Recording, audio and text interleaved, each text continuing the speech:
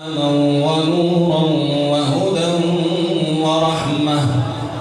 اللهم ذكرنا منه ما نسينا، اللهم علمنا منه ما جهلنا، اللهم اجعله شاهدا لنا لا علينا، اللهم أكرمنا بكرامة القرآن وزينا بزينة القرآن، اللهم اجعله لنا في الدنيا قرينا وفي القبر مؤنسا وفي القيامة شفيعا وعلى الصراط نورا ومن النار سترا وحجابا وإلى الجنة دليلا ورفيقا وإماما.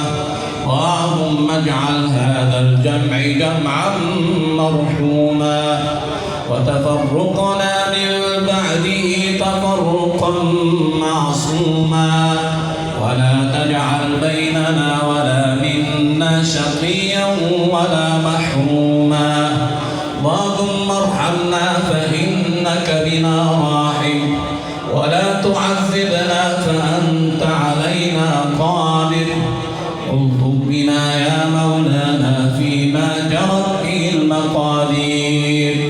صل اللهم وسلم وبارك على سيدنا محمد. آمين.